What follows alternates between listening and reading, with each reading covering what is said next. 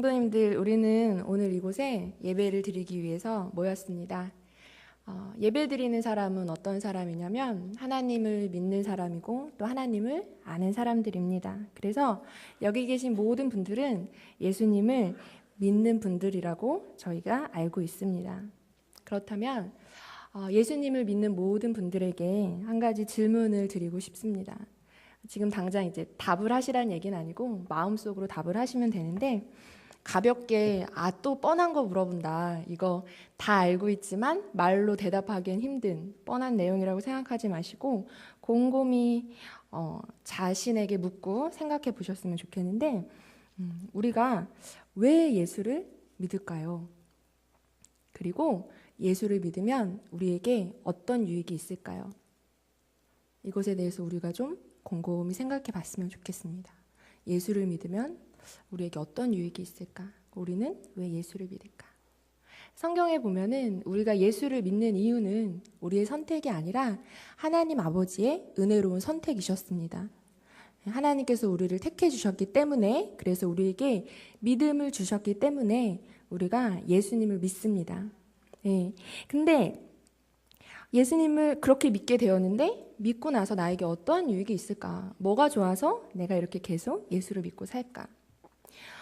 예수님을 믿게 되면 일단 우리는 하나님을 알게 되죠. 그래서 태초에 천지를 창조하시고 나를 만드신 분이 누구인가를 많은 사람들이 모르고 살아가지만 우리는 그것에 대해서 알게 되고 하나님에 대해서 알게 되고 또 나의 인생의 영원한 목적에 대해서도 알게 됩니다. 그리고 나를 지으신 그 하나님과 단절된 관계가 회복되게 되고 하나님의 뜻대로 살아가는 은혜를 누리게 됩니다. 이것이 예수를 믿고 우리에게 다가오는 큰 유익인 거죠. 그래서 하나님 말씀대로 살고 경건하고 거룩한 삶을 살 수 있게 된 것. 이게 굉장히 큰 유익인데, 그러나 이것은 사실 아주 오랫동안 이루어질 일입니다. 하나님을 닮아가고 이런 것은 좀 높은 차원의 유익으로 볼 수 있을 것 같습니다.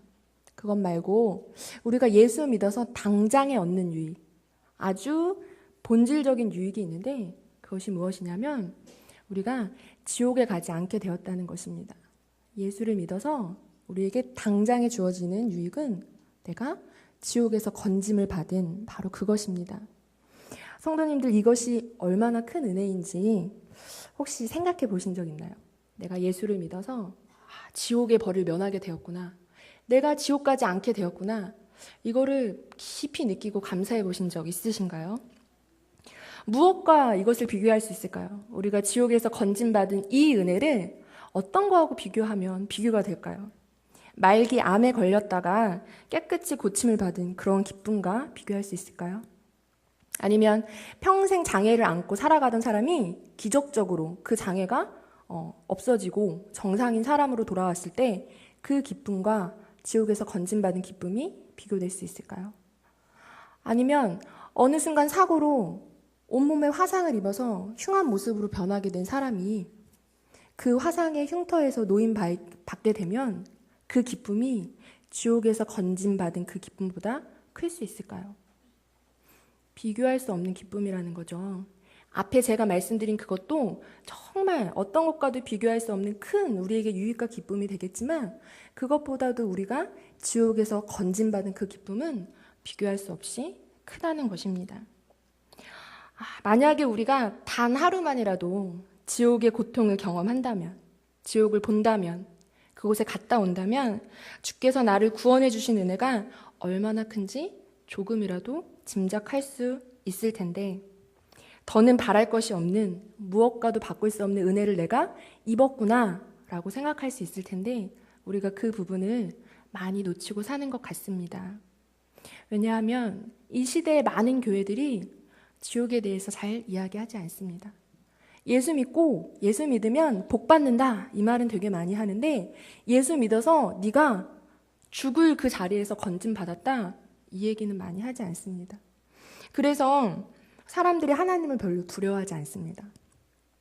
마치 물에 빠진 사람 구해줬는데 보따리 내놓으라는 식으로 하나님께서 우리를 구해주셨는데 우리가 하나님께 오히려 바랍니다.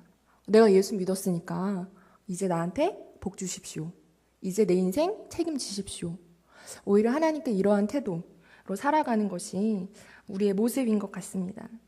근데 우리는 하나님 앞에 그렇게 당당하게 설 수 없는 존재입니다. 우리는 그렇게 고상한 사람들이 아닙니다. 깨끗하지 않습니다. 하나님 앞에 당당하고 거룩하지 않습니다.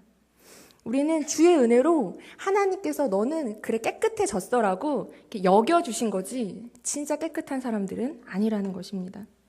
우리는 원래는 지옥에 갈 수밖에 없는 비참한 그러한 존재였는데 하나님의 전적인 은혜로 죽음에서 생명으로 간 사람들인 것입니다.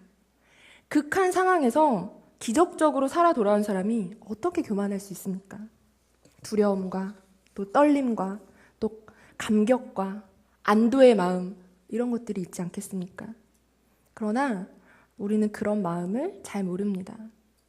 지옥이 어떤 곳인지 잘 모르니까 하나님의 심판이 얼마나 두려운 것인지 잘 모르니까 우리 구원에 대한 감사도 없고 구원에 대한 감사가 없는 만큼 하나님 앞에 당당합니다.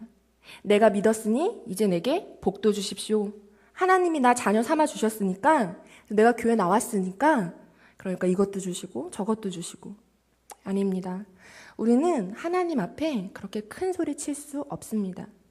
만약에 내가 하나님 앞에 그렇게 큰 소리 치고 있다면 구원의 은혜와 감격이 없다면 아직 하나님의 은혜와 구원받기 전에 우리의 상태가 얼마나 비참한지에 대해서 모르는 사람입니다.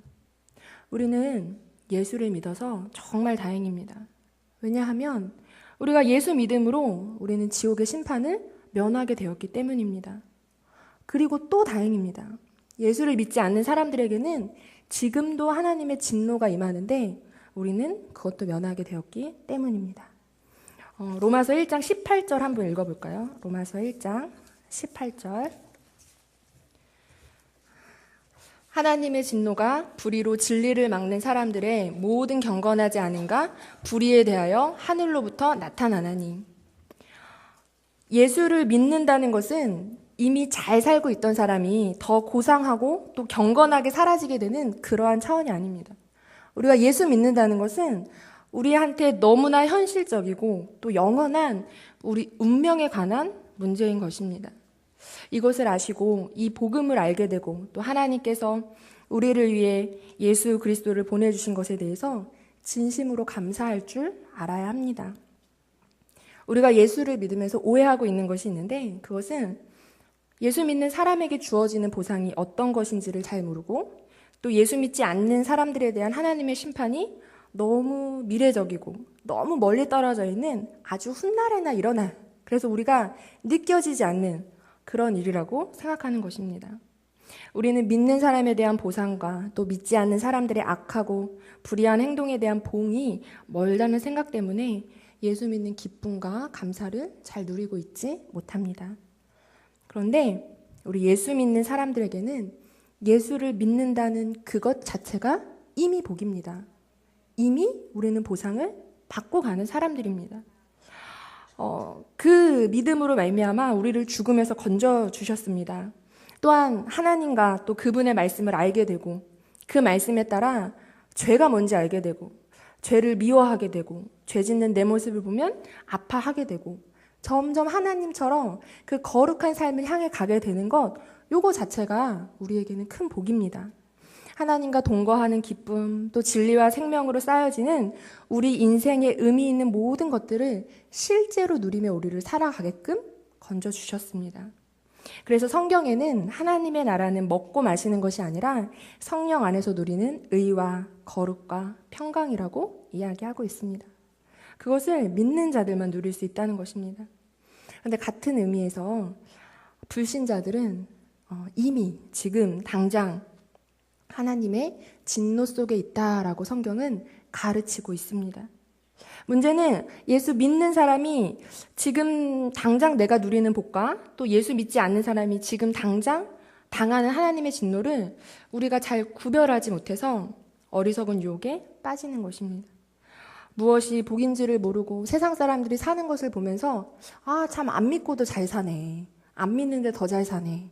저 사람들한테 뭔가 자유가 있는 것 같네 라고 생각할 수 있다는 것입니다. 그래서 그들의 삶에 대한 동경이 있고 나도 좀 저렇게 한번 살아보면 안 될까? 라는 이러한 미혹들이 있습니다. 그러므로 우리가 오늘 말씀을 통하여서 이 부분에 대한 분명한 해결이 있었으면 좋겠습니다. 오늘 말씀에 보니까 24절에 하나님께서 그들을 마음의 정욕대로 더러움에 내버려 두셨다 이렇게 이야기하고 있습니다. 내버려 두셨다는 말이 24절에만 나와 있는 것이 아니라 26절에도 나와 있고 28절에도 나와 있습니다. 이것이 지금 믿지 않는 자들이 받는 하나님의 진노이며 형벌입니다. 하나님의 진노가 미래적인 것이 아니라 마지막 날에만 나타나는 것이 아니라 지금 이 시대에도 하나님의 진노가 믿지 않는 자들에게는 임하고 있는데 그것이 내버려 두었다. 하나님께서 그들을 내버려 두었다라고 말씀하십니다.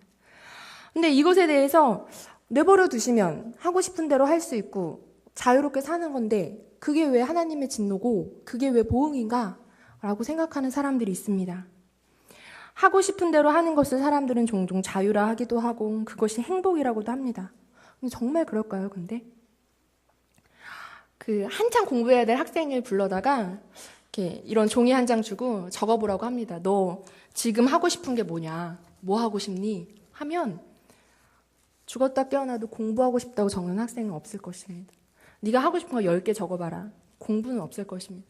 네가 하고 싶은 거 100개 적어봐라. 그 안에도 공부는 들어가지 않을 것입니다. 왜요? 어렸을 때는 공부의 필요성을 잘 못 느낍니다. 공부의 어려움이 뭐냐면요. 그것이 필요하다고 느꼈을 때 그것을 준비할 수 없다는 것입니다. 공부의 필요성을 알지 못하는 그때 준비해야 되는 것이 바로 공부입니다. 그때 해야 되는 것이 공부입니다.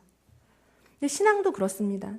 신앙이 필요하다는 것을 언제 가서야 누구나 알게 됐느냐 하면 예수님 다시 오시는 날, 그때는 누구나 알게 됩니다. 심판대에 서게 되는 날 누구나 알게 됩니다. 그러나 그때는 늦습니다. 이것이 어려운 점입니다. 공부하는 학생에게 자유를 주고 네 마음대로 해라. 공부하기 싫으면 공부하지 말고 놀고 싶은 대로 다 놀아봐. 공부해야 할 시기에 공부 안 하고 자기 멋대로 살게 하는 것이 은혜일까요? 그게 자유일까요? 그 아이에게 그것이 행복일까요? 그렇지 않습니다. 하나님이 우리의 욕심대로 또 정욕대로 내버려 두시는 것이 은혜일까요? 그것이 자유일까요? 행복일까요? 그렇지 않다는 것입니다. 하나님께서 정욕대로 욕심대로 내버려 두신 것이 어떻게 벌이 됩니까? 24절에 보면 그것이 더럽다고 합니다. 26절에서는 부끄럽다고 합니다. 더럽고 부끄러운 것입니다. 이것은 상당한 벌입니다. 근데 세상 사람들은 실제로 그렇게 삽니다. 세상을 보십시오. 세상이 브레이크가 고장난 자동차와 같이 멈출 줄을 모르고 점점 더 악해집니다. 아주 더럽고 부끄러운 시대입니다. 가장 대표적으로 사회가 성적으로 또 폭력적으로 나쁘게 가고 있습니다. 어느 시대에나 나타나는 성경이 지적하는 인간이 타락하면 필연적으로 나타나는 모습이 바로 폭력과 성적인 타락입니다. 요즘 시대가 그렇지 않습니까? 어디에서 느끼십니까? 저는 영화 보면서 많이 느낍니다. 요즘 나오는 영화들이 참 재밌고 참 리얼합니다. 그런데 진짜로 잔인합니다. 되게 무자비합니다. 몇 해 전에 아저씨라는 영화가 큰 흥행을 하였습니다. 저도 보았는데 재미도 있었죠. 근데 너무 잔인한 영화였습니다. 그 영화는 이제 장기 매매하는 조직과 관련된 이야기였습니다. 어린 아이들을 납치해서 장기 매매에 활용을 합니다. 사람을 죽이는 것이 너무 쉽고 죽여도 곱게 죽이는 것이 아니라 사람 죽여서 배를 갈라서 그 속에 쓸 수 있는 모든 장기를 떼어냅니다. 사람의 눈을 떼어냅니다. 그렇게 사람을 죽이고 사람을 물건처럼 팝니다. 그 영화를 보면서 너무 끔찍하다는 생각을 했습니다. 진짜 이 시대에 이렇게 살아가는 사람들이 있나. 근데 그 영화가 전혀 일어나지 않는 일을 만든 것이 아니라 이미 우리가 모르는 이 시대 가운데, 사회 가운데 들어와 있는 악한 모습을 표현한 것이겠죠. 그런데 그 후로도 많은 영화들을 보면서 되게 잔인하다, 무자비하다, 또 참 음란한 영화들이 요즘 많이 나온다 이런 생각을 했습니다. 그리고 이제는 영화뿐 아니라 TV만 켜도 그런 것을 느낍니다.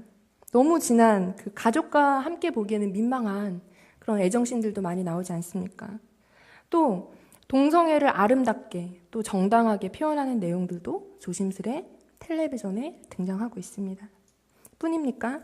드라마나 영화가 아닌 실제의 삶도 너무나 막장 같은 일들이 많이 일어나고 있습니다. 제가 설교를 준비하면서 인터넷을 열어서 거기 나와 있는 사건, 사고를 검색해 보았습니다. 설교 때 인용을 하려고. 일부러 험악한 사건들을 막 찾아낸 게 아니라 그냥 열어서 올라와 있는 사건들을 검색해 봤습니다.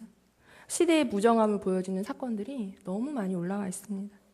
그 중에 몇 개 소개해드리면 미국에서 일어난 사건인데 21살 먹은 흑인 청년이 폭력배 3명에게 둘러싸여서 폭행을 당했습니다.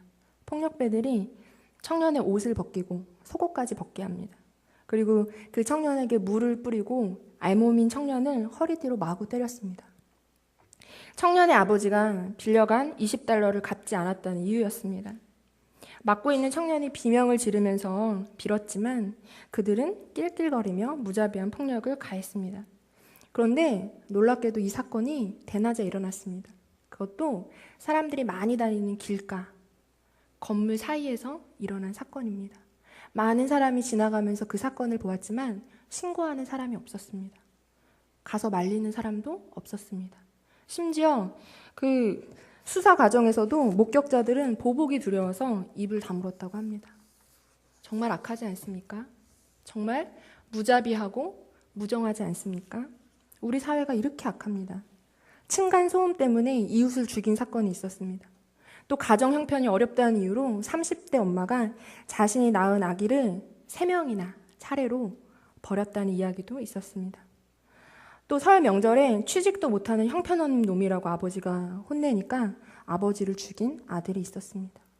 설새로 고향에 간 30대 청년이 잔뜩 취해서 80세 할머니를 성폭행하려다가 거부당하자 때려서 숨지게 한 사건도 있었습니다. 또 어느 여교사가 중학생들 뇌구조를 그려보기 했는데 한 학생이 자신의 뇌에 돈 다 돈이라고 썼다고 합니다. 근데 왜 이렇게 돈이 필요하니? 여자친구 맛있는 거 사줘야 돼서요. 물질 만능주의가 어린 학생들에게까지 뿌리내려 있습니다. 설문조사를 했는데 수도권에 사는 초등학생, 중학생, 고등학생 6,000명을 대상으로 10억이 생기면 1년간 감옥에 가도 괜찮은가? 라는 질문에 고등학생 44%가 그렇다. 10억만 주면 내가 1년 동안 감옥에 갔다 오겠다. 이렇게 대답했다고 합니다. 중학생이 28%, 초등학생이 12%였다고 합니다. 이게 지금 우리가 살고 있는 사회입니다. 어린 아이들에 대한 성폭행 사건도 잊을만 하면 하나씩 터지는 사회입니다. 너무나 폭력적이고 너무나 음란하며 너무나 무정하고 돈의 노예가 된 세상입니다. 왜 이렇게 되었습니까? 왜 이렇게 시대가 악해집니까? 오늘 성경은 말합니다. 하나님께서 내버려 두셨기 때문입니다. 이 시대는 이미 하나님의 진노가 나타나고 있으며 상당한 보응을 받고 있습니다. 또한 28절에 보면 그들이 마음에 하나님 두기를 싫어하며 하나님께서 그들을 그 상실한 마음대로 내버려 두셨다 얘기합니다. 그래서 그들은 점점 하나님과 원수로 살아갑니다. 그들은 스스로를 지혜 있다 하나 어리석게 되어서 썩어지지 아니하는 하나님의 영광을 썩어질 사람과 새와 짐승과 기어다니는 동물 모양의 우상으로 바꾸었다라고 로마서 1장에서 이야기합니다. 타락한 인간은 하나님을 싫어합니다. 근데 하나님 싫어하면서도 지혜 있는 채 합니다. 그리고 하나님 대신에 자기가 만들고 싶은 하나님을 만듭니다. 하나님 대신에 이 세상 풍조를 따르고 또 이론과 과학과 철학과 자신들의 우상들을 만들어냅니다. 그들은 이것을 지혜라고 하나 사실은 이것보다 더 큰 죄악과 어리석음이 없습니다. 이 같은 일이 사형에 해당된다는 것을 알면서도 깨닫지 못하고 자기들만 할 뿐 아니라 그런 일 행하는 자들을 옳다고 합니다. 그리고 하나님은 그들을 향해 어떻게 하십니까? 내버려 두십니다. 그들은 고아와 같이 버려진 것입니다. 세상을 향해 눈을 드십시오. 무엇이 보이십니까? 하나님 없이 살아가는 이들의 쾌락과 자유와 행복이 보이십니까? 그렇다면 하나님 우리의 눈을 뜨게 해주십시오 라고 기도하고 다시 한번 세상을 보십시오. 무엇이 보이십니까? 버림받은 영혼들이 보이시지 않습니까? 이미 엄청난 하나님의 진노가 내린 세상이 보이지 않으십니까? 지옥으로 달려가고 있는 사람들이 보이지 않으십니까? 이 시대에 누가 살아있습니까? 양심을 가지고 자신을 절제하고 자신의 본성을 따라 살지 아니하고 남을 위해 희생하고 또 생명을 전할 사람들이 어디 있습니까? 이 복된 일은 신자들에게만 있는 것입니다. 성도의 행복은 다른 데 있지 않습니다. 성도는 자신이 존재하는 곳에서 생명을 가지고 또 그것을 증거하는 것입니다. 하나님은 하나님을 믿지 않는 자들에게 이미 상당한 보응을 내리고 계십니다. 그들은 자유롭지 않으며 그들은 용감하지도 않습니다. 그들은 자기가 하는 일을 알지 못하며 자기들이 어떤 수치와 어떤 더러움 속에 방치되어 있는 줄을 모릅니다. 성도님들, 이미 우리에게 주신 복을 놓치지 마십시오. 세상을 동경하지 마십시오. 세상을 바라볼 때 부러운 대상이 아니라 불쌍히 여겨야 할 대상입니다. 그들의 영혼을 불쌍히 여기며 또 그들의 구원을 위하여서 기도하십시오. 성도의 역할이 무엇일까요? 성도의 역할은 이 시대를 하나님의 말씀으로 통찰력 있게 바라보며 깨어서 기도하는 사람들입니다. 오늘 낮에 목사님도 말씀하셨습니다. 여러 가지 정황, 북한의 우리를 향한 도발과 위협, 이런 것들이 왜 일어나는 것 같냐? 하나님이 한국교회 깨우시는 거다. 깨우시는 거다. 깨우시는 건 정말 큰 은혜입니다. 만약에 우리가 잘못 가고 있을 때 하나님이 그것을 깨닫게 하시고 우리를 깨우신다면 그것은 너무나 큰 은혜입니다. 근데 정말로 하나님의 진노가 무엇인지 아십니까? 정말 하나님의 벌이 무엇인지 아십니까? 모르는 것입니다. 내버려 두는 것입니다. 계속 죄지어도 하나님이 건드리지도 않는 거, 그게 바로 큰 벌입니다. 만약에 하나님이 여러 가지 사건들로 우리를 깨우고 있다면 감사하십시오. 그리고 기도하십시오. 그래서 이 시대에 세상을 따라가는 사람들이 아니라 하나님 말씀에 의지하여 승리하며 시대를 위해 기도하는 저와 또 우리 성도님들 되셨으면 좋겠습니다. 기도하겠습니다. 하나님 아버지, 우리가 하나님의 말씀을 통해